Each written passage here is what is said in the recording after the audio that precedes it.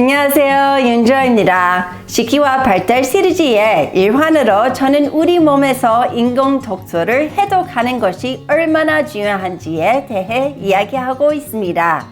지난 에피소드에서는 인공 첨가물이 우리 아이들에게 행동 문제를 일으킬 수 있다는 사실을 설명했습니다. 발달장애 아이는 식용색소, 인공향료 및 방부제와 같은 식품 첨가물에 민감하게 반응하는 경향이 있습니다.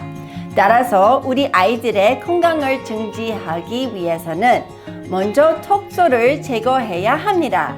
인공색소와 향유 외에도 자녀의 건강에 부정적인 영향을 미칠 수 있는 주요 첨가제는 인공감미료, 방부제, 수소화유 및 트랜스지방, MSG와 미원입니다.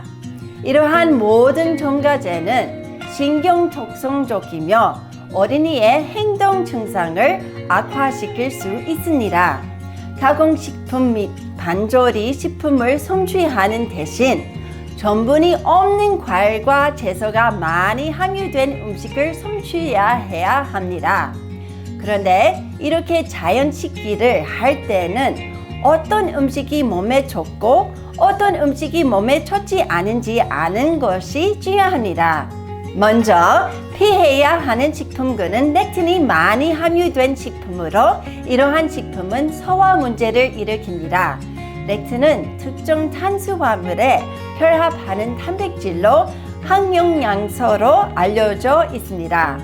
항영양소는 식물이 스스로를 보호하기 위해 생성한 것이지만 음식의 흡수를 어렵게 만듭니다. 예를 들어 렉틴, 파이토하모글루틴은 소화기관의 내벽에 남아 폭통, 구토 및 설사를 유발할 수 있습니다. 특히 일부 렉틴은 자가 면역 장애와 유사한 증상을 유발할 수도 있습니다. 요리를 통해 식품에 포함된 해로운 렉틴은 상당히 줄일 수 있지만 렉틴이 많이 함유된 일부 식품은 아예 피해야 합니다.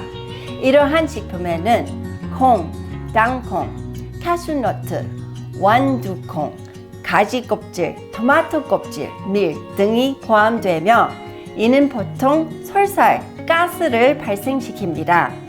대부분의 콩 종류를 피해야 한다는 것이 믿기 힘드시겠지만 사실입니다. 콩은 특히 문제가 많습니다. 첫째, 거의 모든 콩은 유전자 변형 콩입니다. 한국으로 수입되는 콩의 최소 80%가 유전자 변형 콩입니다. 과학자들은 식물이 해충과 질병에 저항하도록 만들기 위해 바이러스, 박테리아 또는 다른 DNA에서 추출한 DNA를 삽입하여 식물의 DNA를 변경함으로써 유전자 변형 유기체를 만듭니다. 문제는 우리 아이들이 이러한 변형 DNA 파편에 반응한다는 것입니다. 왜냐하면 이러한 DNA 파편은 아이들이 알레르기 반응을 하거나 민감하게 반응하는 유기체에서 추출되었을 수 있기 때문입니다. 둘째, 콩 섭취는 체내 에스트로겐 수치를 높이는 데 기여합니다.